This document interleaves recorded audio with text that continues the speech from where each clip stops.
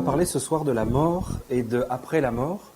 Ça peut paraître un peu peut-être prétentieux comme titre, mais de mon expérience, je vais vous dire des choses que on vous a jamais dites, dans le sens où l'enseignement essénien apporte un point de vue très original. Tout ce que je vais vous dire ce soir, je ne vous dis pas que c'est la vérité absolue, mais c'est là où j'en suis de mon cheminement.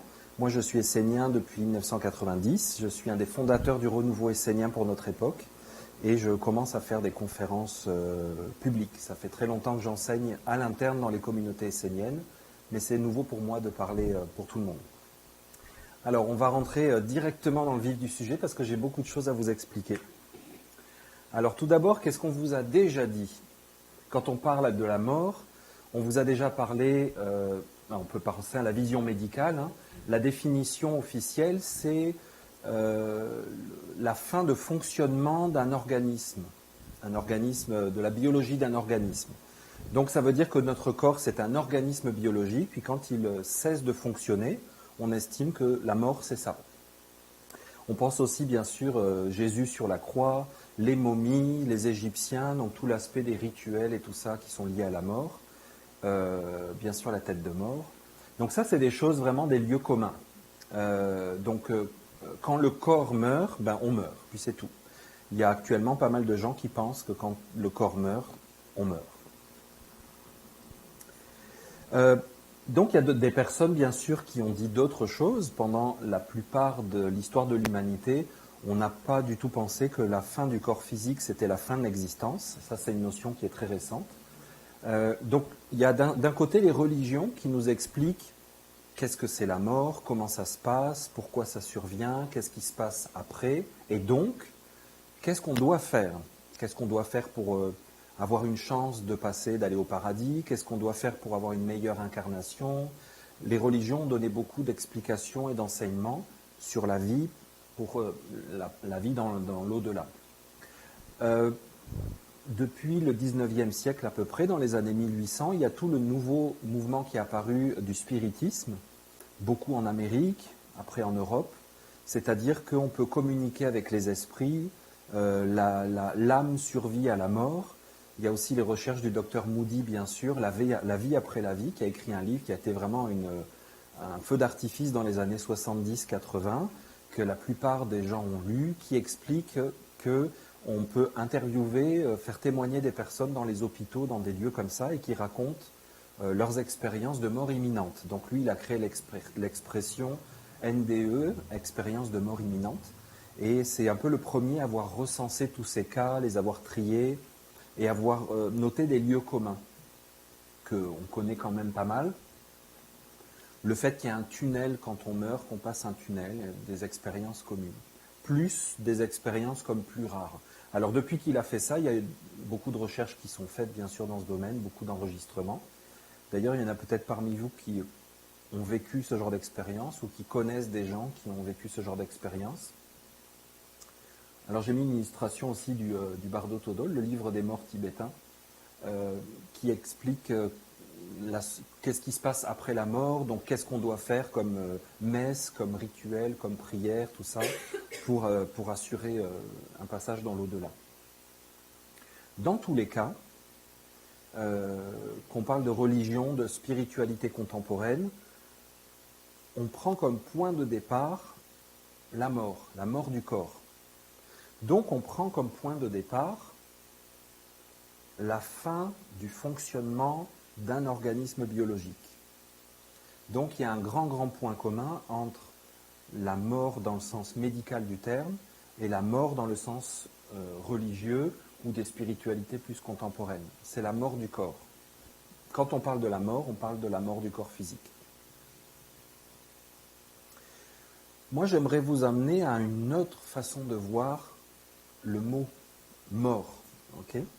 Parce que chez les Esséniens, on travaille beaucoup pour guérir les mots, étudier les mots, les comprendre, s'en approcher de l'intérieur. Et donc, on essaye par principe de ne pas prendre les choses pour acquis. Les mots, les expressions, notre vocabulaire, les pensées, ce n'est pas forcément des choses toutes prêtes en boîte qui sont les mêmes pour tout le monde comme au supermarché. Ça peut avoir des saveurs et des couleurs différentes. Donc, dans l'enseignement essénien, ce qu'on apprend, c'est que la vie et la mort sont deux aspects tout à fait complémentaires et équivalents. Vous avez ici le symbole du caducée d'Hermès, qui est très très connu, qui est un des symboles de la médecine. Vous avez un serpent blanc et un serpent noir qui s'entrecroisent comme ça. Alors souvent on va dire la mort c'est la continuité de la vie, la mort fait partie de la vie, qu'il faut l'accepter, que c'est un processus. Mais on parle toujours de la mort du corps physique quand on parle de ça. On vous dit qu'il faut accepter qu'il y en a qui meurent, il faut mourir, il y en a qui doivent passer ce voile et ça fait partie de l'existence, c'est le sens de la vie. Moi j'aimerais vraiment ce soir vous parler différemment et vous dire, il y a la vie, il y a la mort, mais la vie avec un grand V, un V majuscule, c'est une expérience qui inclut ces deux choses. Et donc ça veut dire quoi? Ça veut dire que pour vivre vraiment, pour être vraiment un vivant, on a appelé Jésus le vivant, les pharaons on les appelait des vivants. Pour vivre avec un grand V majuscule, une vie complète, il faut nécessairement inclure la petite vie avec un petit V et la petite mort avec un petit m. Du coup, ça veut dire quoi? Ça veut dire qu'il y a des choses qui concernent le corps physique, mais il y a des choses qui concernent la vie intérieure. Donc, prendre pour point de départ de la mort du corps physique, c'est beaucoup trop limité. On ne parle que du corps physique tout le temps.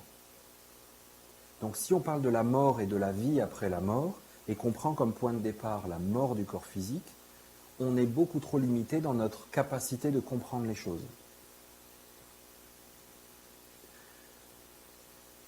Quand on étudie la vie, donc si on parle de la mort du corps physique, on peut étudier la vie du corps, on étudie la santé.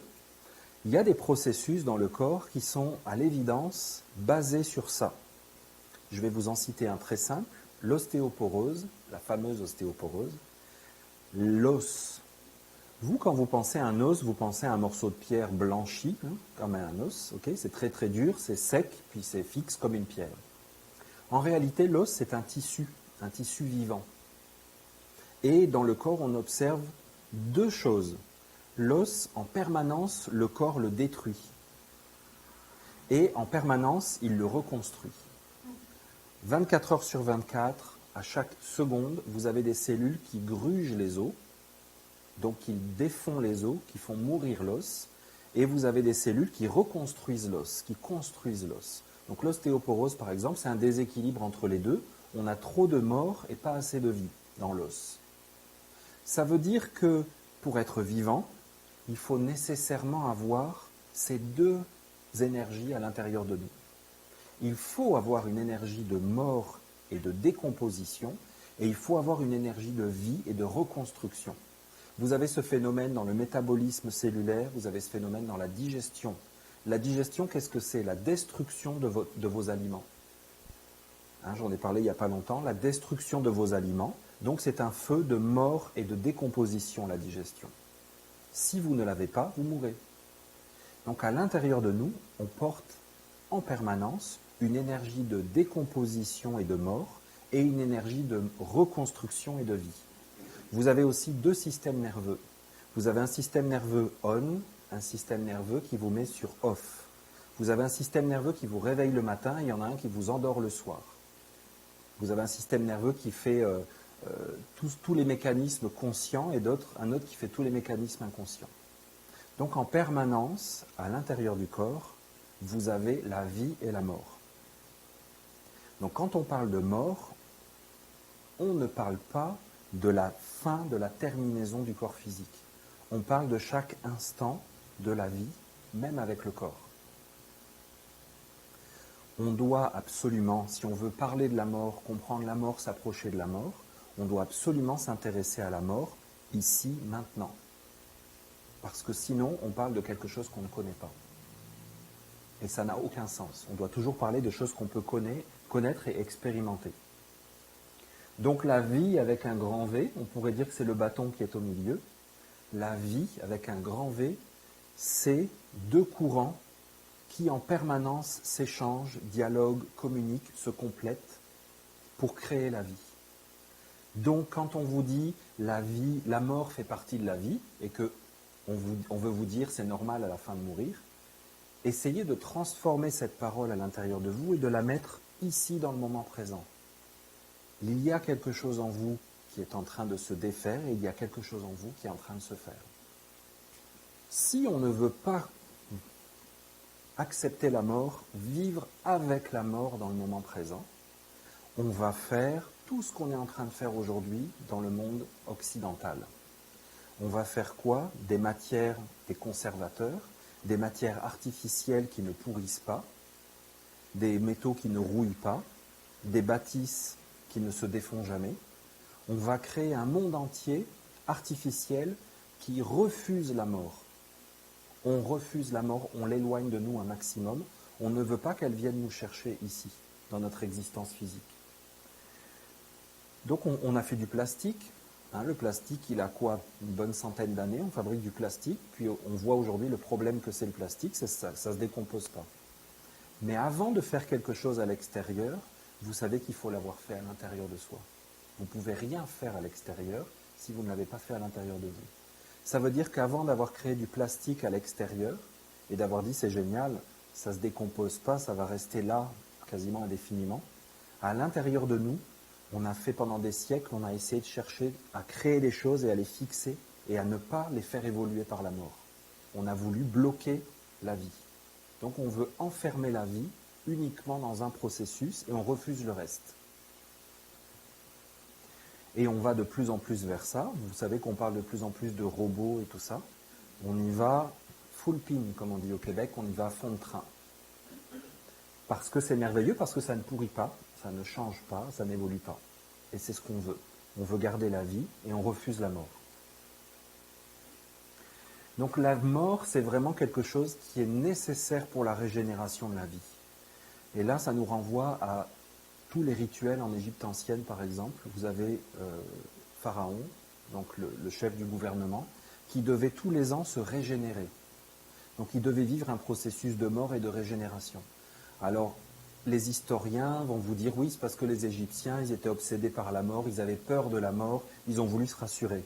Ils n'avaient absolument pas peur de la mort, ils avaient un art de vivre, et ils savaient que la vie nécessite la mort.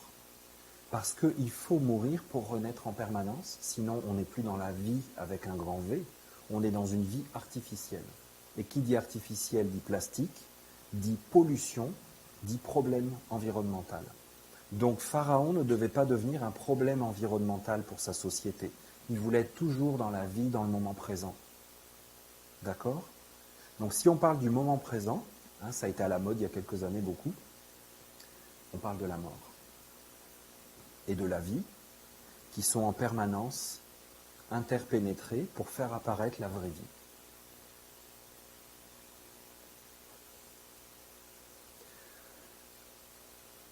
La mort, si on voulait trouver un synonyme, on appellerait ça libération. Donc quand dans votre vie vous expérimentez un moment où vous avez l'impression d'être libéré ou que vous vous sentez prisonnier et que vous aspirez à une libération, vous parlez de la mort. Donc vous voyez qu'on est loin d'une tête de mort et puis d'un cadavre qu'on découpe. On n'est plus du tout là. On est dans quelque chose qui nous concerne nous tous à l'intérieur, à chaque instant, chaque journée de notre vie. S'il n'y a pas de mort, il ne peut pas y avoir de libération. Alors j'ai mis l'illustration d'un arbre dessiné de façon celtique. Qu'est-ce que ça nous montre tout simplement? Ça nous parle de la vie, la mort, la renaissance, la régénération, un processus permanent dans le moment présent. L'arbre vit une mort et une renaissance perpétuelle. Et je vous dis au niveau cellulaire, vous-même, tous les 7 ans, vous n'avez plus une seule cellule qui est la même. L'intégralité de vos cellules s'est régénérée en 7 ans. Ça veut dire que pendant 7 années, toutes vos cellules sont mortes et ont été remplacées. C'est bien que la régénération, c'est un phénomène permanent dans notre corps. Est-ce qu'il est permanent à l'intérieur de nous, dans notre cœur, dans notre façon de penser, dans notre volonté, dans nos aspirations? Est-ce qu'on se régénère? Est-ce que vous vous régénérez? Est-ce que vous laissez la vie venir sous forme de mort et de vie, venir régénérer votre intérieur. Bien sûr, l'énergie de l'automne et l'hiver, c'est tellement évident en plus au Québec. L'automne est une image parfaite de la vieillesse et l'hiver est une image parfaite de la mort. Et vous avez la chance ici de la voir pour de vrai, qu'est-ce que c'est. Parce que moi, je suis né, j'ai grandi dans un pays où il n'y a pas vraiment d'hiver, donc on en parlait, mais je ne l'avais pas ressenti. L'automne, c'est le moment où tout ce qui n'est pas essentiel, tout ce qui n'est pas, essentiel, disparaît. Les feuilles, tout ce qui était beau, tout ce qui était joli, tout ce qui était agréable, va disparaître. Et en hiver, il ne reste que l'essentiel. Les branches des arbres, le reste, il n'y a plus rien. Donc ça veut dire que l'énergie de l'automne, c'est une énergie de mort qui arrive. Mais elle est absolument nécessaire pour faire le tri. Parce que si vous demandez à un arbre de faire son propre tri, vous lui dites, fais le tri de ce que tu veux garder pour l'année prochaine, puisque tu ne veux pas garder. Il ne va rien laisser partir, il va vouloir garder toutes ses feuilles. Parce qu'il est habitué, il vit avec et tout ça. Si vous demandez à une personne âgée qu'est-ce qu'elle est prête à laisser aller, pas grand-chose. Elle veut tout garder. La façon dont elle s'est constituée en tant que personne, en tant qu'adulte, ses goûts, ses couleurs, son tempérament, ses tendances. Elle s'aime bien finalement, elle aimerait rester comme ça. Mais qu'est-ce que nous dit l'automne? L'automne nous montre le vrai sens de la vieillesse. Laisse aller, laisse partir. Et que ça devienne beau, parce qu'il y a une beauté dans l'automne. Il y a une beauté dans la fin d'un cycle. Et la mort, c'est l'hiver. Donc, si on laisse vraiment la vie s'approcher de nous sous forme de cette double énergie, vie et mort, nécessairement, on va être transformé de l'intérieur et laisser aller ce dont on n'a plus besoin. Est-ce que ça veut dire que les feuilles de l'arbre et les fleurs étaient négatives, superflues, coupables, péchées, comme des fois les églises ont voulu un peu nous dire? Mais non, ça veut dire que c'était nécessaire, ça a été génial, ça a été utile, mais rendu où on en est, on n'en a plus besoin. Il faut laisser de la place pour le cycle suivant. Donc si on s'approche de la nature et qu'on étudie la nature comme un modèle d'existence, on va vraiment pouvoir s'approcher de ces processus à l'intérieur de nous. Donc, vie et mort, c'est comme une dualité aussi, on peut le vivre comme ça à l'intérieur de nous. Mais l'enjeu de la vie, c'est vraiment un éveil. Parce que qu'est-ce que va vivre l'arbre à l'automne? Il va se réveiller. Alors pourquoi il se réveille? Je parle de l'arbre, mais pensez à vous-même. Parce que dans la période du printemps, il était un enfant, après il était un ado, après il était jeune, la quarantaine, il était au summum. Il a pris goût à tout ça. Et quelque part, il s'est mis à rêver. Il n'était plus vraiment dans la réalité. Parce que quand l'automne arrive, là, c'est une surprise. C'est déjà ça, on est déjà si tard, c'est déjà l'automne. Il va falloir commencer à laisser partir. C'est pas facile. Donc, la mort nous délivre de l'illusion d'exister. Parce que l'arbre, il croyait qu'il existait d'une certaine façon en été, mais l'automne vient lui montrer que non. C'était correct en été, mais maintenant, il doit passer à autre chose. Et que l'essentiel n'est pas dans les feuilles. Il est dans les profondeurs, à l'intérieur de lui.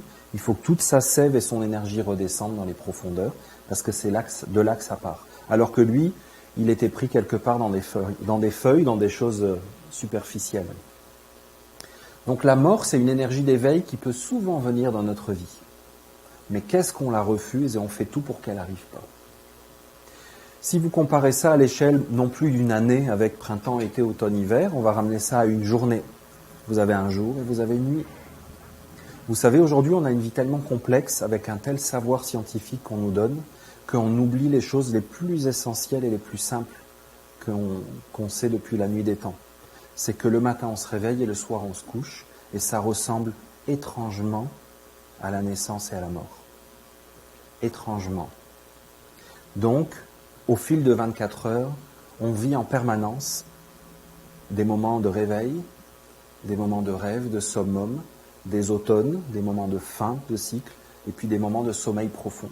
En tout cas, pour les plus chanceux, on dort profondément. Pour les autres, on a un peu d'insomnie. On voit ça dans le symbole célèbre du yin-yang en Orient, en Chine, au Japon, Donc le blanc et le noir, c'est deux énergies complémentaires. Et ce symbole en entier représente la vie, parce qu'il représente les deux aspects de la vie, qui sont complémentaires. Et ce yin-yang tourne. Ça veut dire que la mort fait avancer la vie, et la vie fait avancer la mort. Et il y a une évolution comme ça. Pourtant, nous, on a tendance à considérer que c'est vraiment deux choses. Il est vivant ou il est mort. Donc c'est pour ça que je vous dis, il faut vraiment sortir de cette vision qui parle que du corps, et il faut se réapproprier la mort. Il faut la ramener vraiment à l'intérieur, au quotidien, en permanence. Alors j'ai mis une illustration d'un Bouddha. Il est intéressant parce qu'il est en méditation et il a les yeux pas complètement fermés. Ça, c'est un enseignement important du bouddhisme, c'est que par la méditation, on cherche une intériorité. Donc on ferme un peu les yeux sur le monde, on ne regarde plus les formes, on regarde l'intérieur, mais on ne les ferme pas complètement, on regarde quand même. Donc ça nous parle de vraiment ces deux aspects, du sommeil, la veille, la mort, et puis la vie extérieure, qui sont les deux. Et l'éveil, il se situe où? Quand on intègre ces deux choses à l'intérieur de soi, on peut avoir un processus d'éveil réel. On ne peut pas être éveillé si on est uniquement à l'extérieur, et on ne peut pas être éveillé si on est uniquement à l'intérieur de nous. Dans les deux cas, on va se mettre à rêver. Si vous partez, vous vous souvenez le symbole du caducée que je vous ai mis avec les deux serpents? Si vous partez uniquement dans l'éveil, on va dire c'est le jour, c'est la vie extérieure dans votre corps, vous allez commencer à rêver, parce que vous oubliez complètement l'autre partie. Si vous partez uniquement dans le serpent noir, donc dans le côté nocturne, dans la nuit, dans le rêve, dans la mort, l'au-delà, vous vous endormez, vous rêvez aussi. Il faut absolument avoir les deux à l'intérieur de soi. Donc bien sûr, aujourd'hui, dans notre société, on dort de moins en moins. Les problèmes d'insomnie deviennent une épidémie. On n'en parle pas vraiment, mais c'est vraiment une épidémie. C'est révélateur aussi de cette espèce d'attitude qu'on a de ne pas vouloir mourir. On ne veut pas de mort dans notre vie. On cultive absolument aucun lâcher-prise. On ne cherche pas à savoir qu'est-ce qui est essentiel, qu'est-ce qu'on est prêt à laisser aller comme des feuilles, et quelles branches on va garder à l'intérieur de nos vies. Donc par la mort, la vie est en renouvellement constant. En permanence, la vie se régénère par la mort.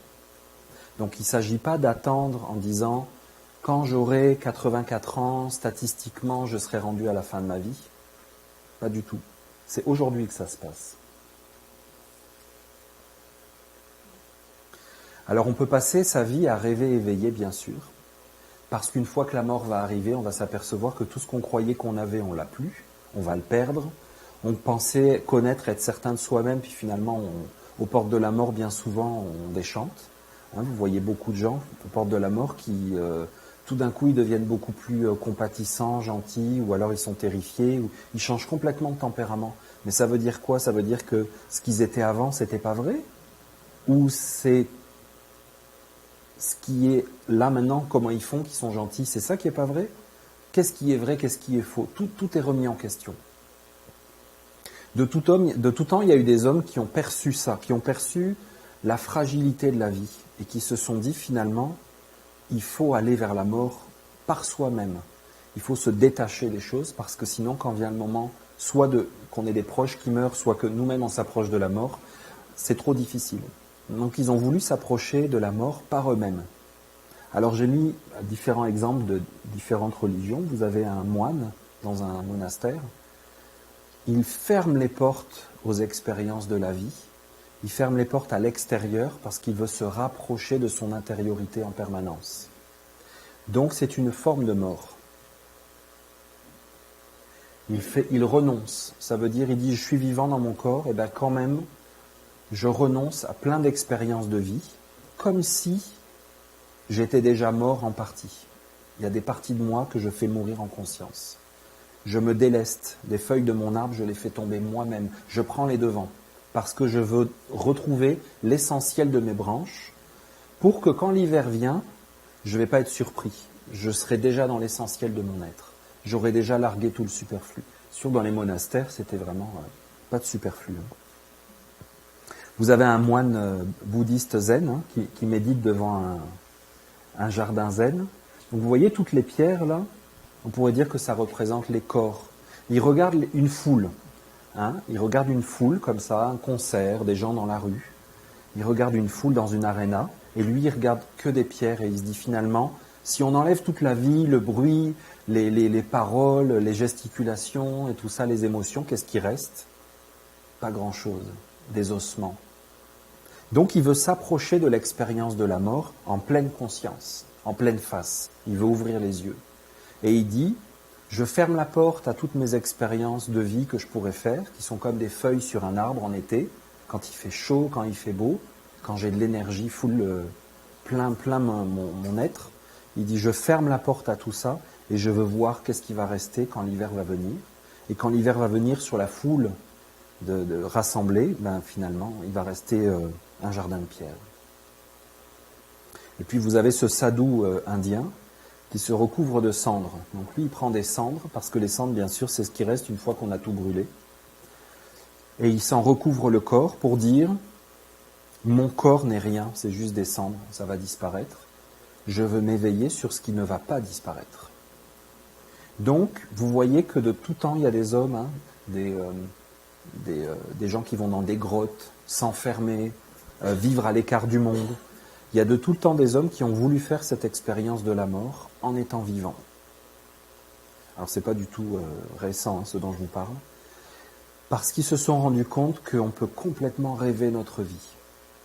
Et que bien souvent c'est la mort qui va peut-être nous réveiller à la fin, parce qu'elle va nous montrer qu'il y a des choses qu'on rêvait.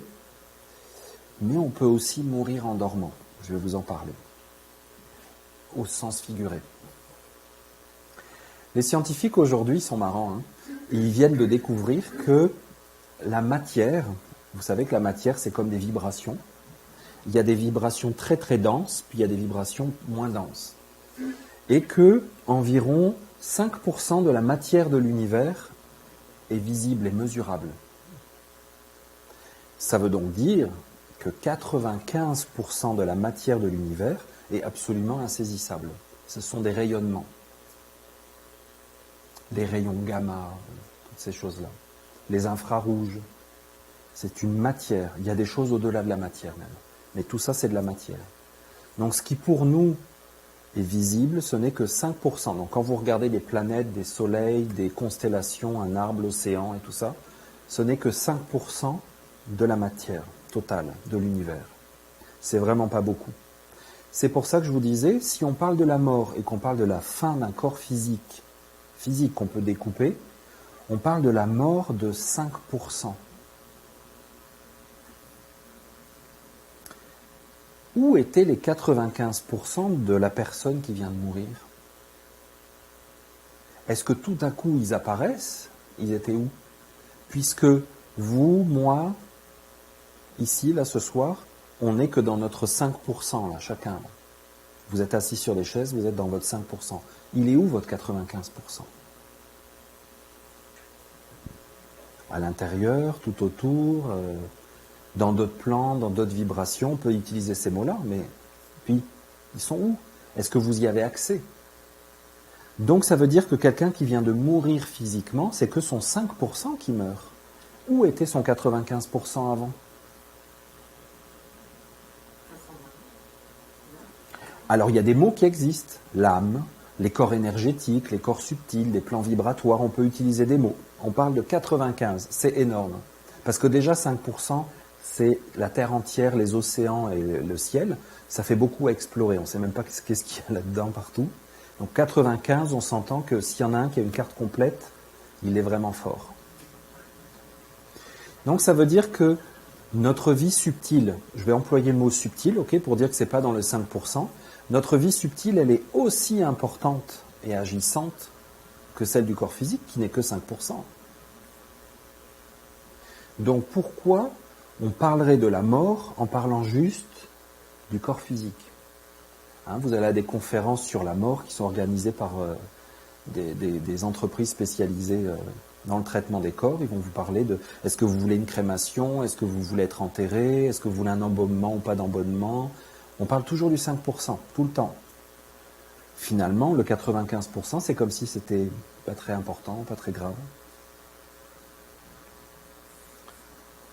Du coup, 5,95, est-ce que la personne qui vient de décéder, jeune ou pas jeune, enfant, vieillard, peu importe, est-ce qu'elle vivait à 100% de son être ou est-ce qu'elle vivait juste dans son 5%? Donc, est-ce qu'elle vivait ou est-ce qu'elle ne vit pas? Nous-mêmes, est-ce que nous sommes vivants? Avant de pointer du doigt un cadavre en disant « il est mort », on doit se poser la question « est-ce que moi je suis vivant aujourd'hui ?» Parce que si je suis tout le temps dans mon 5% et que mon 95% je l'ignore, moi j'estime, et je vous le dis, que mon ami, tu n'es pas vraiment vivant. Donc on sait très bien par exemple que quand il nous arrive une situation dans la vie, notre attitude intérieure, c'est ça qui est important. Comment on va réagir? Est-ce qu'on va être dans le lâcher-prise, dans la souplesse? Est-ce qu'on va s'énerver? Est-ce qu'on va se choquer? On sait que notre façon de réagir, c'est ça qui est le plus important. Parce que bien sûr, ça c'est dans le 95%. Donc le 95, il est sûrement plus important que le 5%. Et alors là, qu'est-ce qui se passe souvent quand on meurt? On voit une lumière. Parce que imaginez la scène. Je meurs. Donc mon 5% s'endort. Et là, tout d'un coup, je suis face à mon 95% parce que j'ai plus rien qui m'empêche d'y accéder. 95%. À quoi je vais accéder d'abord? Je ne vais pas accéder à la totalité du 95%. Je vais accéder à autre chose que mon 5%, que mon corps physique. La première chose que je vais voir, c'est ce que j'aime. C'est ce qui me fait plaisir, c'est ce qui m'enthousiasme. Parce qu'il n'y a plus rien qui va m'empêcher d'accéder à ce que j'ai en moi comme rêve, comme espoir. Nous tous, on n'a pas la vie rêvée. La plupart d'entre nous, on ne vit pas la vie parfaite qu'on aimerait. On s'arrange avec ce qu'on a. Puis si on nous donnait $1 milliard, il y a peut-être des choses qu'on changerait. On dirait, je ferais ça, je vivrais là, je construirais telle affaire et tout ça. Là, tout d'un coup, imaginez, vous perdez ce qui vous empêche. Vous n'avez pas $1 milliard, vous avez des milliards de milliards de milliards de dollars. Vous pouvez faire tout ce que vous voulez. Donc la première chose que vous allez voir, c'est quelque chose qui est comme immensément satisfaisant, réjouissant, quelque chose qui va vous faire du bien. Et comment ça apparaît souvent? C'est une lumière. Parce que c'est lumineux, nécessairement. C'est la projection de tout ce que tu aimerais faire dans ta vie, tes espoirs. Tu aimerais gagner au 649, au loto, à la loterie, tu y as joué pendant des années. Et si tu gagnais demain à la loterie, tu ressentirais tellement de joie, tu serais super content. Et bien là, tu vas ressentir, tout ça, ça va venir vers toi comme une lumière. Parce que tu commences à rentrer dans le reste, dans ton 95%. Alors, vous avez des récits de gens qui ont fait des expériences de mort imminente et puis qui racontent j'ai vu des choses, des monstres, des choses qui me font peur. C'est une infime minorité. Parce que c'est rare que quelqu'un, il ait vraiment envie de ça. Mais quand au niveau émotionnel, tu es vraiment conditionné et pris par des peurs et des émotions négatives, c'est la première chose que tu vas rencontrer quand ton corps arrête de vivre. Et si vous repensez à ce que je vous ai expliqué, c'est la première chose que tu vas rencontrer quand tu dors. Parce que quand tu dors, qu'est-ce qui se passe? Tu rentres dans ton 95% et tu voyages. Donc tu voyages dans quoi? Dans tes peurs, dans tes doutes, dans tes espoirs, dans tes imaginations, dans les imaginations qu'on a mis à l'intérieur de toi, par la publicité, par les films, dans les conditionnements qu'on a mis. Tu vas voyager dans des mondes à l'intérieur de toi. Pas dans le 95%, dans des tout petits mondes. Mettons, tu es dans le 5%, tu vas voyager dans le 6, 7, 8% autour. Donc, vraiment autour de toi-même, proche de toi-même. Et qu'est-ce qui fait que tu te réveilles le matin? Ton corps, ton 5% te ramène. Si demain, tu meurs, tu vas aller exactement au même endroit. Sauf que, si tu es mort, tu n'as plus de 5% qui va te ramener. Donc, tu vas être exclusivement dans tes mondes intérieurs.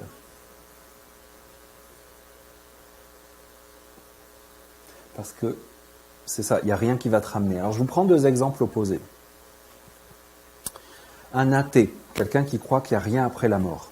Souvent un athée d'ailleurs, il va voir la lumière en réalité.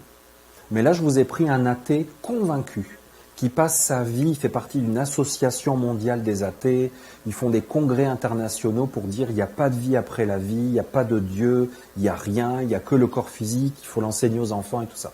Hein, quelqu'un qui est vraiment un ardent défenseur. Il a des convictions, cet homme-là, ok ? Il entretient des émotions, des convictions très fortes et il en parle. Donc, il projette autour de lui une image, une énergie qui correspond à ce qu'il dit, à ses pensées, à ses paroles. Il n'y a rien, il n'y a que le corps physique. Quand il va mourir, il va tout faire pour ne pas voir de lumière. Et il va être concentré en disant « il n'y a rien, il n'y a rien, il n'y a rien, il n'y a rien ». Donc, il va être dans le noir absolu. Et vous avez des récits de gens qui ont fait des morts imminentes et qui disent ben, « j'étais dans le noir, il ne s'est rien passé ». C'est des gens qui en sont tellement convaincus qu'ils vont rester comme ça.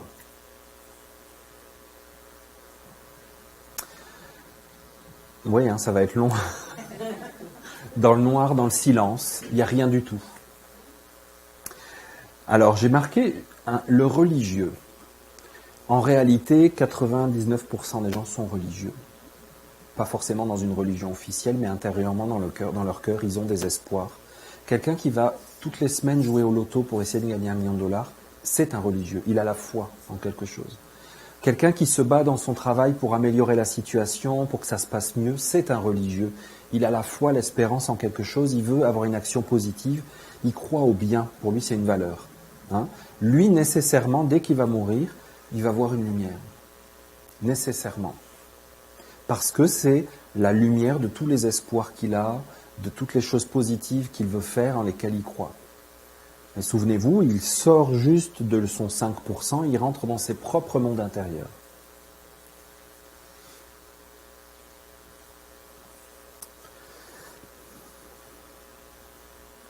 Alors dans notre 95%, il n'y a pas que des choses personnelles, il y a beaucoup de choses collectives.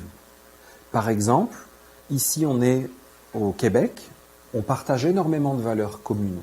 Hein, l'égalité homme-femme, la laïcité, la liberté, on a une très grande liberté.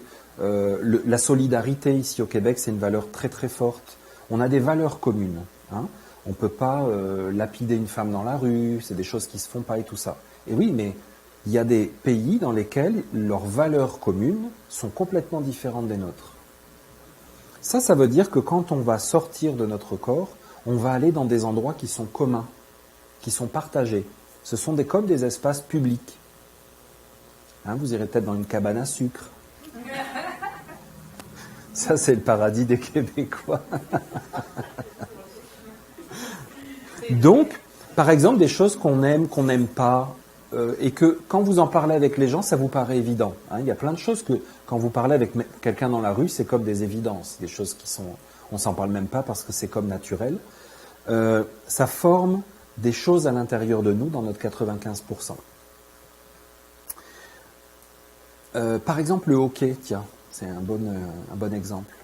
Les gens qui aiment le hockey, c'est des choses collectives. Hein, tous les gens qui encouragent une équipe, ils partagent quelque chose ensemble. Vous voyez ce que je veux dire ? Ils se rencontrent dans la rue, ils se mettent à parler de hockey, puis c'est comme si c'était connu depuis qu'ils sont enfants. Hein. Ils ont une très grande affinité. Pensez à affinité. Donc, quand on quitte notre corps, on quitte notre 5%, on rentre dans le 95%, il n'y a plus de limite à ça. C'est comme quand vous dormez la nuit, mais vous ne vous réveillez pas. Donc, vous pouvez passer un temps infini à rêver d'un match de hockey, et le Canadien gagne encore, et encore, et encore. 10 coupes Stanley d'affilée. Tu sais, c'est comme, ça finit plus. Parce qu'à aucun moment on est réveillé par les Maple Leafs ou la réalité ne nous rattrape jamais. Vous voyez ? On est dans des rêves collectifs. Et ces rêves, ils sont alimentés aussi par les vivants. Je vais vous en parler après. Fèves au lard à volonté, gluten à volonté, aucun effet secondaire. Non, exactement. Non mais... Alors vous voyez, une des choses qu'on voit le plus dans l'au-delà, je vais peut-être vous surprendre, hein, mais c'est ça. L'au-delà aujourd'hui est rempli de supermarchés. Parce que, pour des générations, ça a été un rêve de pouvoir juste être tranquille, faire son épicerie, puis avoir toujours de l'argent à volonté, puis toute cette nourriture, cette abondance. C'est pas forcément ridicule, hein, c'est un peu risible quand on y pense, mais quand même non, parce que pendant des générations, les gens en ont arraché pour vivre. Ça a été difficile de faire manger les familles nombreuses. Il y a combien de parents qui ont rêvé d'avoir plus de nourriture? Ils ont généré une énergie, tous ces gens-là. Ils ont aspiré. Hein. Alors leur paradis n'avait pas de Costco parce que ça n'existait pas. Mais aujourd'hui, ça a pris cette forme-là. Les supermarchés sont la réponse à des prières collectives, vraiment. Le problème, c'est que ça devient des rêves continus, des rêves qui ne s'arrêtent plus. Il n'y a plus l'énergie de la mort qui peut venir nous réveiller. Hein, vous vous souvenez, la vie et la mort sont en permanence imbriquées, normalement, pour nous éveiller. On rêve quelque chose, puis tout d'un coup on se réveille. Des fois on dit, je me suis réveillé, puis j'ai dû changer, j'ai fait des changements dans ma vie. Là, il n'y en a plus, il n'y a plus de réveil. Alors vous voyez à quel point la mort est nécessaire, c'est notre meilleur ami. Et il faut vraiment laisser, c'est pour ça qu'on dit il faut lâcher prise, il faut aller avec le courant, il faut laisser les choses venir. C'est important, parce que c'est souvent la vie qui vient défaire des choses qu'on a fait, parce qu'on n'en a plus besoin, on doit passer à l'expérience suivante. Donc la vie, elle devrait nous rééquilibrer, mais là, ça n'arrive plus. Et donc, s'éveiller, c'est très difficile dans l'au-delà. Ne pensez surtout pas que la mort, une fois qu'on est dans l'au-delà, que c'est une expérience d'éveil. C'est très très rare. Un chrétien pratiquant, c'est sûr qu'il va voir Jésus. C'est sûr qu'il va le voir. Il va vivre la projection de son aspiration, de son rêve. Il y en a qui vont gagner au loto en permanence. Il y en a qui vont être avec des filles en bikini au bord d'une piscine. Et oui, vous voyez un petit peu le rêve profond qui habite à l'intérieur des gens, c'est ça qui va vivre en premier lieu, c'est ça que l'homme va rencontrer dans l'au-delà. Il va vivre ses rêves. Ne pensez pas que les nuits que vous passez vont être tellement différentes lorsque vous n'aurez plus de corps. Elles vont être juste plus longues. Et alors les jeunes aujourd'hui, là j'ai pris des chanteurs populaires aujourd'hui pour des ados, mais de tout temps, voilà, ça a été des idoles, les gens qu'on admire et tout ça, on va les rencontrer. Ils vivent dans l'au-delà.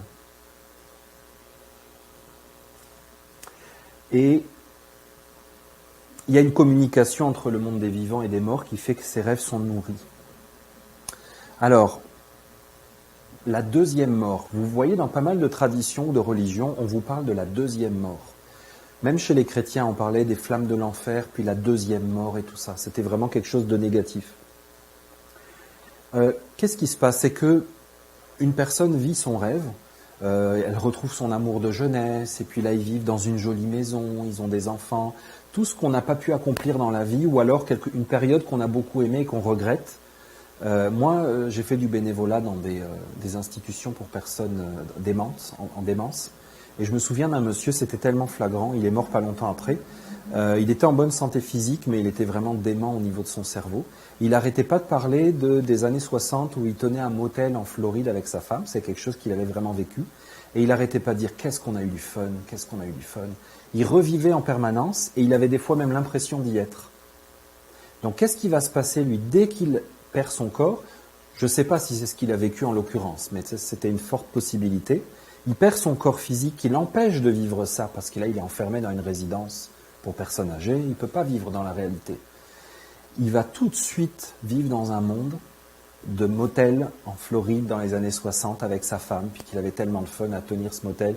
Des Québécois venaient en vacances à Hollywood et tout ça, en Floride, et il va revivre ce moment-là. Au bout d'un moment, par contre, c'est plus nécessaire parce que, même dans la mort, il y a un phénomène de mort. Je vous ai parlé de l'automne qui fait tomber les feuilles des arbres. Ça arrive aussi dans l'au-delà. C'est pas différent. Dans l'au-delà aussi, l'automne arrive. Les feuilles commencent à tomber. Petit à petit, qu'est-ce qui va se passer? C'est qu'il va perdre goût. Ça veut dire qu'il est dans son motel en Floride, puis petit à petit, ça devient moins beau. Le ciel est moins bleu. Il a moins de fun. Lui, il voulait toujours dire j'avais du fun. Il en a moins. Il a moins de fun. Il a moins de plaisir. Il trouve plus ça agréable. Et petit à petit, ça vous est arrivé, vous rêviez de quelque chose et après vous avez rêvé d'autre chose. Et vous dites, oui, mais j'avais rêvé autre chose avant, mais je ne me souviens plus. petit à petit, le premier rêve va se dissoudre et il va passer dans un autre état de conscience, dans un autre rêve. Et il va complètement oublier son motel en Floride. C'est fini. Le rêve se défait. Mais c'est un processus beaucoup plus doux. Sur la Terre, des fois, la vie nous rentre dedans, puis ça change vite. Hein. On n'a pas trop le choix, il faut avancer. On est dans le 5%. Dans le 95, comme il n'y a pas vraiment de corps physique très dense, c'est une matière qui est beaucoup plus subtile, les changements sont beaucoup plus doux, mais ils sont beaucoup plus lents. Vous avez des gens qui peuvent passer 200 ans dans un motel en Floride, ou dans un supermarché à pousser un panier. Ah oui, parce que ça prend beaucoup plus de temps. Ça, la réincarnation, je ne vais pas vous en parler ce soir. J'aurai une autre conférence à faire là-dessus. Je faisais une petite publicité. Alors le problème de ça, c'est que si ce monsieur finit par perdre le goût de son motel en Floride, ça finit par s'estomper et c'est comme s'il s'endort. Okay, il s'endort dans ce rêve-là, il s'endort. Mais s'il n'a pas de son vivant travaillé la conscience, l'éveil dont je vous ai parlé, la vie, la mort, qui s'éveille au milieu, hein, le bâton du caducée, les deux serpents, le bâton au milieu, le Bouddha avec les yeux moitié fermés, moitié ouverts, il s'éveille. S'il n'a pas cultivé cet éveil, il va s'endormir pour de vrai. Et il va se dissoudre. Et il n'y aura pas de sa survie de l'âme, il n'y en aura pas pour lui. Il y aura peut-être la survie d'une partie de son être, une étincelle intérieure, mais quasiment rien. Un petit peu comme si vous regardez un gros fruit, puis vous le laissez pourrir sur le sol et vous venez, un an après, vous venez ramasser les graines. C'est tout ce qui reste. Tout le reste du fruit a disparu parce qu'il n'était pas essentiel. Donc s'il n'a pas travaillé sa conscience, il va ne faire que s'endormir une fois de plus. Donc à ce moment-là, il ne pourra pas vivre une continuité de conscience. Il va peut-être se réveiller dans un autre rêve, mais sans avoir aucune mémoire de son rêve d'avant et de qui il était en vrai. Aucune. Vous avez le célèbre président américain, c'est tellement représentatif, Ronald Reagan, qui faisait de l'Alzheimer. Je pense qu'il est décédé ou pas loin. Il fait de l'Alzheimer, puis il n'a aucun souvenir de sa présidence. Ça veut dire qu'il ne se rappelle absolument pas, quand on lui parle des années où il était acteur de films de western, il s'en souvient bien, et il répond, il est en interaction. Par contre, quand on dit Monsieur le Président, on lui parle des gens qu'il a connus à cette période, des choses qu'il a faites, il n'a aucune réaction. Ça veut dire qu'il a déjà complètement perdu la mémoire de cette époque-là de sa vie. Ça veut dire qu'il n'avait aucune conscience dans sa présidence. Il n'a mis aucune conscience de lui-même. Il a été complètement placé là, il a joué un rôle finalement. Donc vous voyez, lui, quand il va passer dans l'au-delà, il ne va pas du tout être un président des États-Unis. Parce que c'est jamais venu le chercher profondément, ça n'a jamais vécu en lui comme un sentiment profond. Par contre, il va sûrement faire des films pendant plusieurs années. Alors que ce soit un rêve de paradis ou un rêve infernal, parce qu'il y a des gens qui sont enfermés dans des cauchemars, bien sûr. Finalement, ça va disparaître parce que ce n'est plus alimenté. Hein. Parce que quand on est dans le 95%, on n'a pas le 5% qui nourrit ça. Donc, ça va finir par se dissoudre. À moins que, il y a des méthodes. Il y a des méthodes pour alimenter le rêve dans l'au-delà. Le rêve ou le monde, l'univers dans lequel on est. Je vous en ai montré quelques-unes ici. Au Mexique, la Toussaint, la fête des morts, ils vont nourrir les tombes, fleurir les tombes, allumer des bougies, parce qu'ils disent qu'à partir du moment où on oublie quelqu'un, il disparaît. D'accord ? Ils nourrissent la mémoire d'un mon-oncle, ma tante, de quelqu'un, d'un grand-parent. Il se rappelle de son nom, comment il était, il parle. Quand ils se rencontrent au cimetière, auprès des tombes, ils parlent des personnes décédées. Ils entretiennent la mémoire. Et ça fait quoi ? Ça va nourrir les gens dans l'au-delà pour de vrai.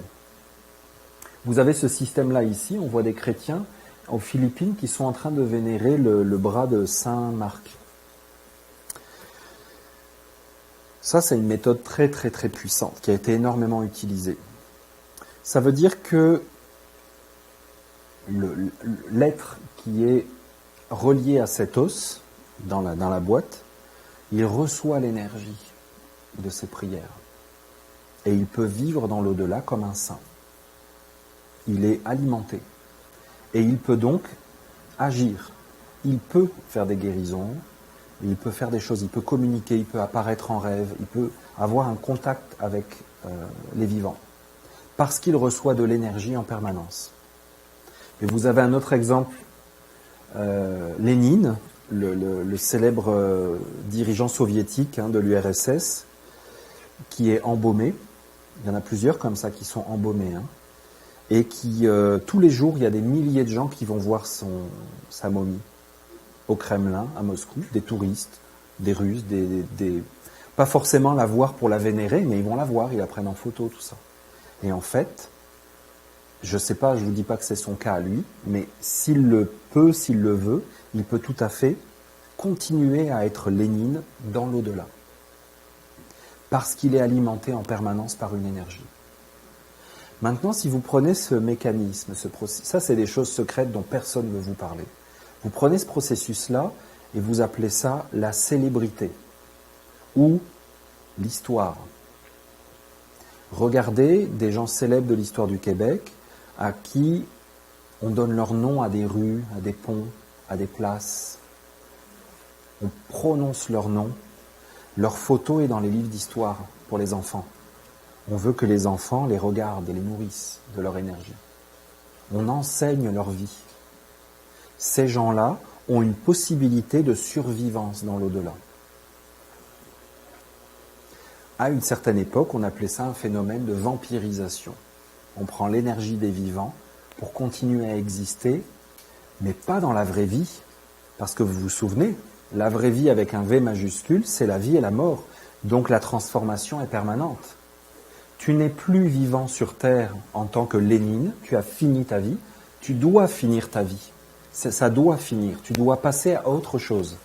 Non, non, non, je veux continuer d'exister, je veux qu'on se souvienne de mon nom à moi, mon petit nom à moi. Donc j'ai besoin qu'il y ait des gens qui m'alimentent et qui me nourrissent, qui se souviennent de moi, qui nourrissent ma mémoire. C'est extrêmement puissant. Parce que ça veut dire que le rêve que Lénine a eu, Lénine il avait un rêve pour le monde, il a rêvé le monde, il avait une vision. Sa vision, elle continue à vivre dans l'au-delà parce qu'il y a des gens qui continuent à le nourrir. Soit des gens qui sont conscients, qui vont voir sa momie, puis qui disent « Oh Lénine, c'était tellement bien, tu es notre chef pour toujours et tout ». Soit des gens inconscients, vous, moi, on va à Moscou, on va voir la momie de Lénine, elle est là, on va la voir. Et puis on se fait prendre en photo, on se prend un selfie avec notre téléphone, mais on nourrit. On nourrit, on alimente. Alors vous comprenez le culte des saints dans le catholicisme qui a existé, et pourquoi le protestantisme a remis ça en question? Parce qu'il y a quelque chose dedans qui est dangereux. Si tout le monde comme ça, il va voir les lignes, puis bon, il se fait quasiment tout le temps en ligne, est-ce que toute cette énergie-là peut revivre, continuer à vivre sur la Terre? Alors justement, c'est là que c'est un peu plus subtil que ce que je vous explique, parce que ça se peut que Lénine soit complètement endormi, dissous, et que sa conscience ait disparu, et que toute cette énergie n'aille pas vers lui dans l'au-delà, mais elle va dans le prochain Lénine qui est en train de se préparer parce qu'il veut que ce soit son tour de diriger le monde. Et c'est pour ça que régulièrement, il y a des dictateurs qui apparaissent. Des gens qui ont une tête grosse comme ça, qui se pensent supérieurs aux autres et qui pensent qu'ils vont imposer leur volonté à un peuple et qui ont la chance de vivre leur expérience jusqu'au bout. Ils ont de l'énergie pour ça. Ça leur vient de tout ça, de tous ces mondes-là. Donc les saints catholiques, c'est pour ça que ça fonctionne. C'est qu'effectivement, il y a des miracles qui ont lieu parce que la quantité d'énergie, de temps en temps, elle retombe sur quelqu'un, il a une guérison. Et quand un lieu, souvent vous verrez ça, si vous étudiez ces lieux-là, des lieux magiques, des lieux sacrés et tout ça, qui sont entretenus, à partir du moment où il y a une diminution de fréquentation, vous allez voir que, hop, il y a un miracle qui apparaît et ça suscite de nouveau un enthousiasme. Si vous allez à Sainte-Anne-de-Beaupré et que vous pensez à ce que je vous explique, vous allez voir que c'est un peu spécial quand même ce qui s'y passe. C'est pas forcément... Sainte-Anne-de-Beaupré, j'y suis jamais allé, je connais pas. Mais ce genre de lieu, c'est pas forcément très très clair et lumineux, toujours. Des fois, c'est un petit peu spécial. Vous allez voir les reliques, en Europe, il y en a énormément. Des fois, c'est assez sordide.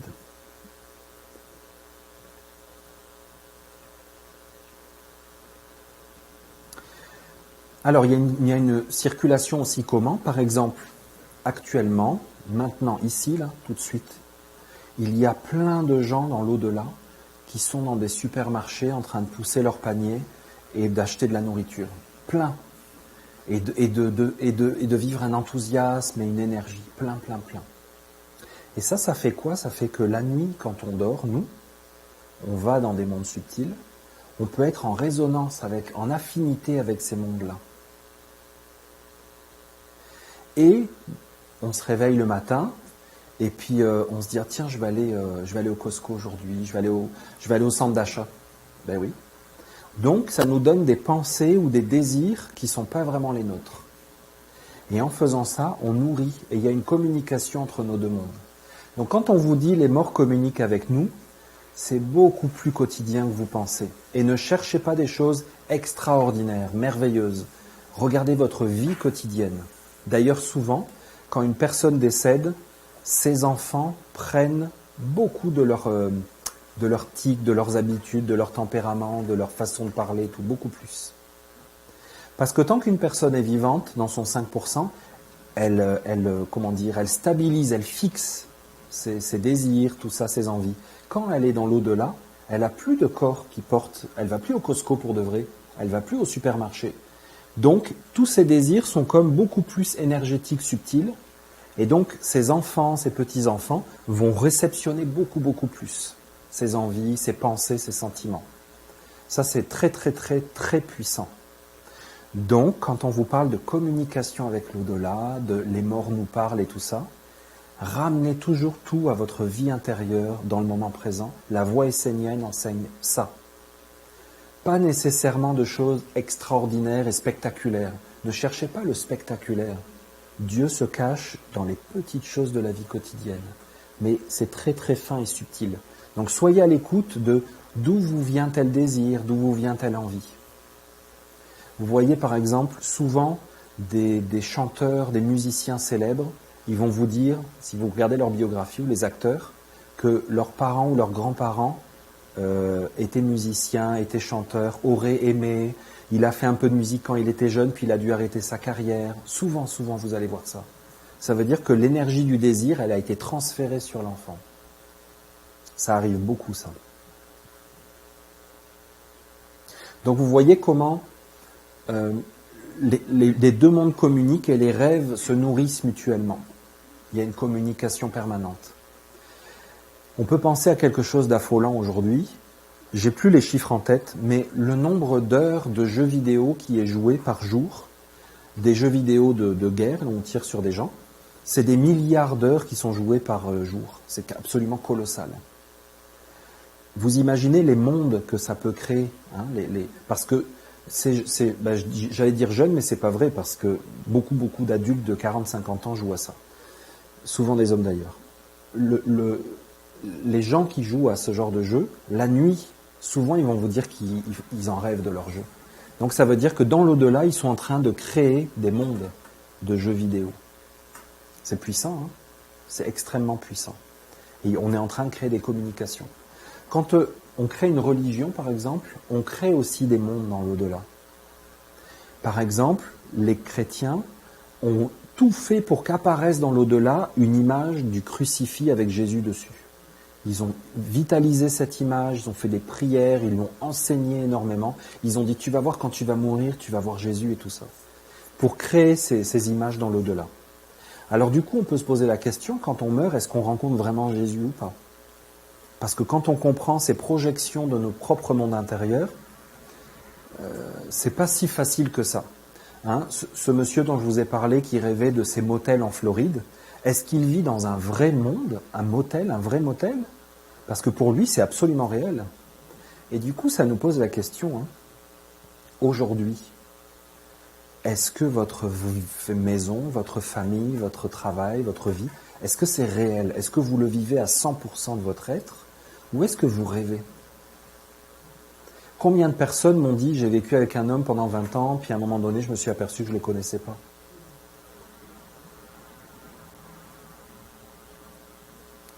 Vous voyez, c'est ça qui est intéressant d'étudier quand on parle de la mort. C'est ça, c'est là qu'elle est l'initiation. C'est pas nécessairement de parler de qu'est-ce qui se passe une fois qu'on meurt. Parce que ça, c'est trop tard. C'est plus la vie qui nous concerne nous. Ce qui nous concerne nous, c'est maintenant, aujourd'hui. Qu'est-ce qu'on fait avec ça? Elle est où la mort dans ta vie? Avec quoi tu vis? Elle est où la vie? Elle est où la mort? Et est-ce que tu vis vraiment? Alors les anciens, ils n'étaient pas bêtes, ils connaissaient très bien tous ces mondes de rêves. Ils savaient que qu'on pouvait rêver en étant éveillé, puis qu'on pouvait mourir en rêvant. Ils savaient tout ça. Donc il y a plusieurs méthodes qui existent, par exemple les crémations. La crémation, c'est une méthode qui a été utilisée pendant longtemps pour éviter de rester bloqué pendant des dizaines d'années dans des rêves. Quand on brûle le corps, en un de même, ils éclatent le crâne de la personne décédée, ils veulent vraiment briser la mémoire. Pour éviter que l'être, l'humain, survive dans l'au-delà, dans des fantasmes et des rêves. Parce qu'ils savent que c'est très très puissant. Les Égyptiens qui faisaient énormément de magie, ils avaient une magie très puissante. C'était pas tout le monde, c'était des gens assez riches. Quand ils mouraient, ils se payaient des vases comme on voit ici, c'est des vases qui s'ouvrent. Et à leur mort, on mettait des organes à l'intérieur des vases. Il y en avait toujours 4. Et sur ces vases, il y a écrit, par exemple, dans un vase, on mettait l'intestin et l'estomac. Et dessus, on écrivait « Ce n'est pas moi qui étais gourmand, c'est mon estomac et mon intestin. » Alors, les égyptologues, ils disent « Oh, ils étaient bêtes, ces pauvres Égyptiens, ils n'étaient pas très intelligents. » Mais en fait, non, c'est un truc de magie. Ça veut dire, quand tu meurs, tu peux très bien aller dans un monde où tu peux manger toute la journée tout ce que tu veux. Vraiment, ça existe énormément, ça. Et les boulimiques, souvent, sont en connexion avec des mondes comme ça, d'ailleurs, la nuit. Pour éviter de te retrouver dans un monde où tu vas manger pendant des siècles, tu projettes ta faim, ta gourmandise, en disant, elle est là. Et tu l'enfermes avec tes organes qui sont morts là. Tu les sors de toi-même, pour ne pas aller dans des mondes comme ça. Donc les Égyptiens utilisaient des petits trucs. Dans un vase, ils mettaient leur cœur et ils disaient « Oui, j'ai été jaloux, j'ai été envieux, j'étais en colère, mais c'est pas ma faute, c'est la faute de mon cœur, donc la colère, elle va là. Moi, je ne veux pas aller dans de la colère ou de la jalousie. » Voilà. Donc s'il y avait des choses négatives, c'était pas leur faute, ils ne voulaient pas que ça les suive. Ils disaient « C'est là, c'est pas moi, c'est lui. » Et il dit, c'est la faute de mon corps, c'est la faute de mon corps physique, du 5%, donc ça reste là. Moi, je vais dans le 95%, mais avec rien de tout ça. Et ils avaient un autre système aussi que j'ai mis ici, c'est des fausses portes. Alors vous avez des portes, puis dans la porte, il y a une porte, puis une porte, puis une porte. À chaque fois, il y a des écritures magiques autour, pour que, quand il meurt, il devait passer au milieu. Okay, pour aller dans un autre monde. Et il disait, par exemple, à la première porte, que tous mes désirs physiques s'arrêtent. Ils ne peuvent pas passer la porte. Donc ils restaient bloqués. Donc au niveau de leur corps énergétique, ils faisaient une espèce de tri énergétique et leur corps énergétique restait en arrière pour qu'il y ait vraiment que l'essentiel à l'intérieur d'eux qui passe au milieu. Parce qu'ils ne voulaient pas aller dans le 95% avec le rêve l'envie d'aller au supermarché, le rêve de gagner au loto, le rêve d'avoir des jolies filles en bikini autour d'une piscine. Ils ne voulaient pas ça, ils voulaient que ça reste derrière eux. Donc autour d'une porte, ils disaient, les filles en bikini s'arrêtent ici. Et eux, ils allaient passer au milieu. Et puis le manoir Playboy est resté derrière.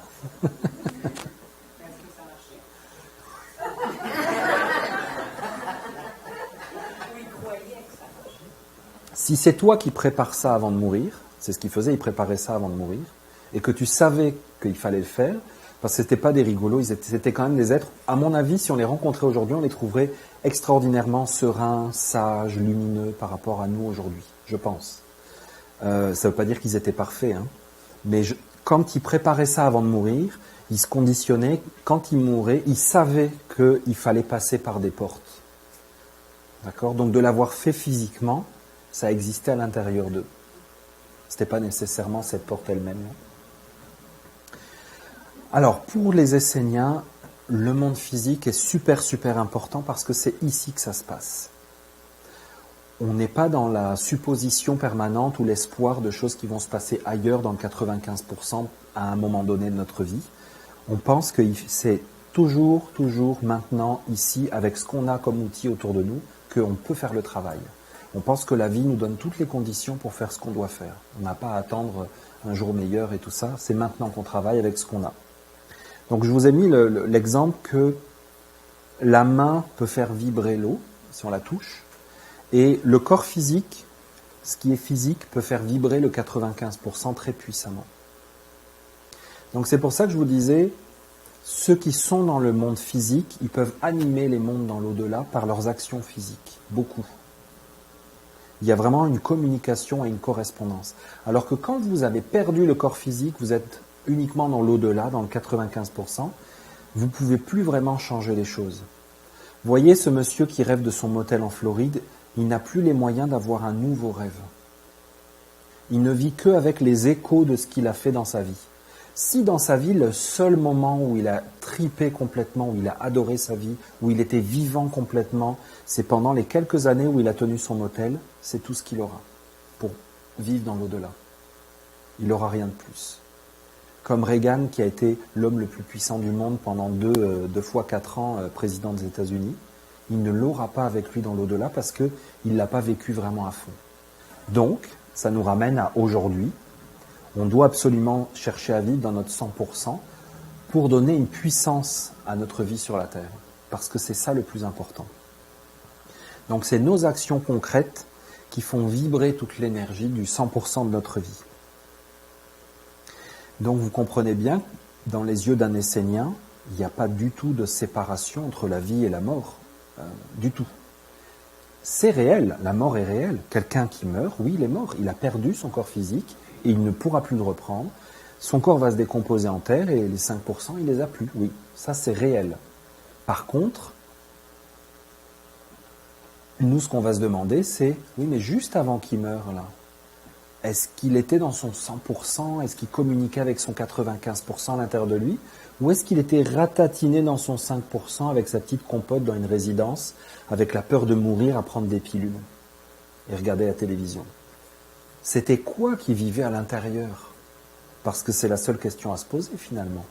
La question à se poser, c'est pas est-ce que c'est important qu'il meure ou pas, est-ce qu'il est mort ou pas mort? Parce qu'on peut très bien être vivant mais être complètement mort. Non? Vous avez sûrement eu des périodes de votre vie où quand vous y repensez, vous avez vécu vraiment juste, vous avez survécu, vous n'avez pas vraiment vécu. Hein? Et vous connaissez sûrement des gens qui sont en survie, dans leurs 5% enfermés, ils ne vivent pas du tout. Ouais. Alors quand les personnes âgées sont enfermées comme ça, qu'elles ont des handicaps ou elles ont des maladies qui les empêchent de vivre tout ce qu'elles voudraient faire, ce qui se passe dans ces cas-là, c'est qu'ils génèrent une énergie subtile de tout ce qu'ils aimeraient faire. Ils y pensent, ils aimeraient faire ça, ils aimeraient faire ça. Ça constitue une masse assez importante.